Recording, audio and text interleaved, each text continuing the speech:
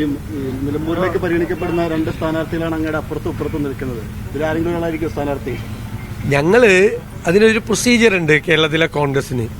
അത് തെരഞ്ഞെടുപ്പ് കമ്മിറ്റി കൂടി ആ തെരഞ്ഞെടുപ്പ് കമ്മിറ്റി പേരുകൾ ശുപാർശ ചെയ്ത് അഖിലേന്ത്യാ കോൺഗ്രസ് നേതൃത്വമാണ് ആ പേര് പ്രഖ്യാപിക്കേണ്ടത്. തെരഞ്ഞെടുപ്പ് പ്രഖ്യാപിക്കുമ്പോൾ മണിക്കൂറുകൾക്കകം സ്ഥാനാർത്ഥിയെ പ്രഖ്യാപിക്കുന്ന ഒരു പുതിയ രീതി ഞങ്ങൾ കുറേ നാളുകളായി അവലംബിക്കുന്നുണ്ട്. ആ രീതിയിൽ തെരഞ്ഞെടുപ്പ് ഇന്ന് പ്രഖ്യാപിച്ചാൽ ഇന്ന് രാത്രി, നാളെ പ്രഖ്യാപിച്ചാൽ നാളെ രാത്രി നമുക്ക് സ്ഥാനാർത്ഥിയെ പ്രഖ്യാപിക്കാൻ കഴിയുമെന്നാണ് എൻ്റെ വിശ്വാസം. അതിനുള്ള പ്രാഥമികമായ ചർച്ചകൾ നേതൃത്വം നടത്തിയിട്ടുണ്ട്.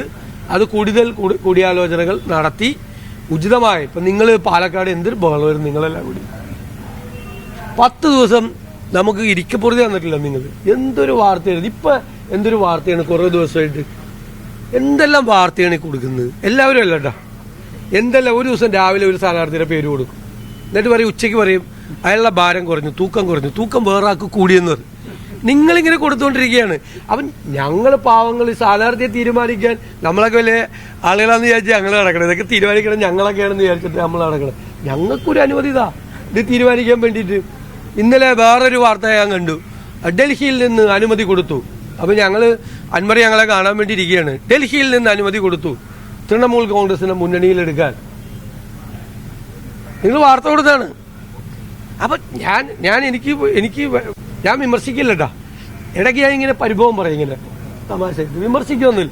നിങ്ങൾക്ക് അതിനുള്ള സ്വാതന്ത്ര്യവും എല്ലാ കാര്യവും ഉണ്ട്. പക്ഷെ നിങ്ങളൊരു കാര്യം പോവാതെ നോക്കണം ഇത് ചെയ്യുന്നവർ. നിങ്ങളുടെ ഒരു വിശ്വാസത്തിൽ നിങ്ങൾ എപ്പോഴും ഇങ്ങനെ വാർത്ത ഇതുപോലത്തെ കൊടുത്തുകൊണ്ടിരുന്ന ആളില്ല. അത് ആ ചാനലല്ലേ ഇങ്ങനെ സ്ഥിരം പറയണെന്ന്. അതാണ് എനിക്ക് വിഷമം.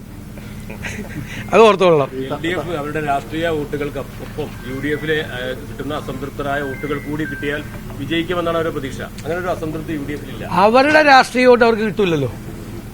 കിട്ടിയ എന്തൊക്കെ ബഹളം ഉണ്ടാക്കിയതാ പാലക്കാട്. എന്നിട്ട് എന്തായി എന്നിട്ട് പാലക്കാട് ദയനീയമായ 3ാം സ്ഥാനത്തേക്ക് പോയില്ലേ. തൃക്കാക്കരയിൽ എന്താ സംഭവിച്ചത്? മുഖ്യമന്ത്രിയും മന്ത്രിമാരും വന്ന് 1 മാസം ക്യാമ്പ് ചെയ്തു ഇല്ലേ? തൃക്കാക്കരയിൽ 1 മാസം ക്യാമ്പ് ചെയ്തു. എല്ലാ ഭരണത്തിന്റെ എല്ലാ തന്ത്രങ്ങളും ഉപയോഗിച്ചു.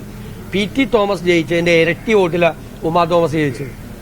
എന്തായിരുന്നു അവിടെ ബഹളം? പുതുപ്പള്ളിയിൽ ഉമ്മൻചാണ്ടിയെ പോലുള്ള പരിണതപ്രജ്ഞനായ ഒരു നേതാവ് ജയിച്ചതിന്റെ 4 ഇരട്ടി ഭൂരിപക്ഷത്തിലാണ് പുതുപ്പള്ളി ജയിച്ചത്. പാലക്കാട് ഷാഫി പറമ്പിലിനെ പോലത്തെ ഒരു പ്രഗത്ഭനായ ഒരു പാർലമെന്റേറിയൻ ജയിച്ചതിന്റെ 5 ഇരട്ടി വോട്ടിലാണ് പാലക്കാട് ഉപതെരഞ്ഞെടുപ്പിൽ ജയിച്ചത്. ഇന്ത്യയിൽ നിങ്ങളൊന്ന് ചെക്ക് ചെയ്ത് നോക്കിയോ, സാധാരണ ഉപതെരഞ്ഞെടുപ്പ് നടക്കുന്ന സ്ഥലത്ത് പ്രതിപക്ഷത്തിന്റെ സ്ഥിതി ദയനീയമാണ്. എല്ലായിടത്തും പ്രതിപക്ഷത്തിൽ ജയിക്കാൻ പറ്റാറില്ല.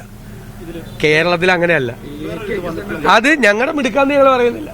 ഈ സർക്കാരിനോടുള്ള ജനങ്ങളുടെ വെറുപ്പാണ് അതിലെല്ലാം പ്രതിഫലിക്കുന്നത്. ഭയങ്കര ദേഷ്യമാണ്. പാലക്കാട് വടകരയൊക്കെ ഉണ്ടായ ചില അനഭിലഷണീയമായ ചില പ്രവർത്തനങ്ങൾ ഉണ്ടായിരുന്നു, ചില പ്രചാരണങ്ങൾ ഉണ്ടായിരുന്നു, പാലക്കാടുമൊക്കെ ഉണ്ടായിരുന്നു. അത്തരം സംഭവങ്ങളൊക്കെ ഇവിടെയും പ്രതീക്ഷിക്കുന്നുണ്ടോ? ഒരു കാര്യം ഉണ്ടാവില്ല. ഇവിടെ എല്ലാവരും കൂടി ഒറ്റക്കെട്ടായി നിന്നിട്ട് ഞങ്ങൾ ഈ തെരഞ്ഞെടുപ്പിനെ നേരിടും, ഞങ്ങൾ ജയിക്കും. അത്രയും രാഷ്ട്രീയ ബോധ്യമുള്ള ഒരു നിയോജകമണ്ഡലവും അവിടുത്തെ UDF പ്രവർത്തകരുമാണ്. ഞങ്ങളുടെ കൂടെ ഞങ്ങൾക്ക് നല്ല വോട്ടുണ്ട്. അതേ അവസരത്തിൽ ഞങ്ങൾക്ക് ഇതുവരെ കിട്ടാത്ത ആര്യാട് സാറ് മത്സരിക്കുമ്പോൾ പോലും കിട്ടാത്ത വോട്ടുകൾ കൂടി ഈ പ്രാവശ്യം കിട്ടി. കാരണം അത് ഗവൺമെന്റിനോടുള്ള നെഗറ്റീവ് വോട്ടുകൾ കൂടി ഞങ്ങൾക്ക് ഈ പ്രാവശ്യം കിട്ടും. സർക്കാരിനോട് ജനങ്ങൾക്ക് പ്രതിഷേധിക്കാൻ കിട്ടിയ അവസരമാണ്. അതൊരു CPM വോട്ടും കിട്ടും ഞങ്ങൾക്ക്. ഞാൻ പറഞ്ഞില്ല പാലക്കാട് ഞങ്ങൾക്ക് CPM വോട്ട് കിട്ടുമെന്ന് പറയില്ല. ഇല്ലേ? എല്ലായിടത്തും കിട്ടിയില്ലേ ഞങ്ങൾക്ക് CPM വോട്ട്? ഞങ്ങൾക്ക് എല്ലായിടത്തും കിട്ടിയില്ലേ CPM വോട്ട്? കിട്ടിയില്ലേ? പരമ്പരാഗതം, അതായത് കമ്മ്യൂണിസ്റ്റ് പാർട്ടിയെ സ്നേഹിക്കുന്നവർ ഇവർക്ക് വോട്ട് ചെയ്യില്ല. കാരണം ഇവർ കമ്മ്യൂണിസ്റ്റ് പാർട്ടിയെ കുഴിച്ചു മൂടാൻ വേണ്ടി വന്നേക്കണവരാന്ന് ശരിയായിട്ടുള്ള പാർട്ടിക്കാർക്ക് അറിയാം. പിന്നെ ഇടതുപക്ഷത്തെ ഇഷ്ടപ്പെടുന്ന ആളുകളുണ്ട്, നിങ്ങൾ ശ്രദ്ധിച്ചിട്ടില്ലേ? അതായത് അവർ ലെഫ്റ്റാണ്, അവർ പാർട്ടിയിൽ മെമ്പർഷിപ്പ് ഒന്നുമില്ല, അവർ ലെഫ്റ്റിനെ വോട്ട് ചെയ്യുള്ളൂ. ഈ ഇടതുപക്ഷത്തിന്റെ സഹയാത്രികർ എല്ലാ നിയോജകമണ്ഡലത്തിലുണ്ട്. കേരളത്തിന്റെ സെന്റർ തന്നെ ലെഫ്റ്റാണല്ലോ. അവരാരും ഇവർക്ക് വോട്ട് ചെയ്യത്തില്ല. അവരൊക്കെ ഞങ്ങൾക്ക് വോട്ട് ചെയ്യാൻ വേണ്ടി കാത്തിരിക്കുക. കാരണം ഞങ്ങളാണിപ്പോൾ അത്തരം പുരോഗമനപരമായ ചിന്താഗതികളും നിലപാടുമുള്ള രാഷ്ട്രീയ പ്രസ്ഥാനം. ഇപ്പോൾ UDF ആണ്, കേരളത്തിലെ കോൺഗ്രസ് ആണ്. ഞങ്ങളാണ് പുരോഗമനപരമായ നിലപാട്. ഇവര് തീവ്ര വലതുപക്ഷമാണ്. ചേട്ടൻബാവയുടെ പുറകെയാണ് അനിയൻബാവ പോകുന്നത്. ഡൽഹി പോണ പോലെയാണ് ഇവർ പോകുന്നത്. എല്ലാ കാര്യത്തിലും തീവ്ര വലതുപക്ഷ നിലപാടാണ് കേരളത്തിന്റെ CPM-ന്. അവസാനം ഇന്ത്യയിലെ പ്രതിപക്ഷ പാർട്ടികൾ എല്ലാം ഒറ്റക്കെട്ടായി പറയാണ് ഫാസിസ്റ്റ് ഭരണമാണ് ഇന്ത്യയിൽ നടക്കുന്നത്. ഇന്ത്യയിലെ CPM മാത്രമാണ് പറയുന്നത് BJP ഫാസിസ്റ്റ് പാർട്ടി അല്ല, നവ ഫാസിസ്റ്റ് പോലും അല്ല BJP എന്ന് പറയുന്നത് ഈ പിണറായി വിജയൻ അടക്കമുള്ള പോളിറ്റ് ബ്യൂറോ മെമ്പർമാരാണ് ഇന്ത്യയിൽ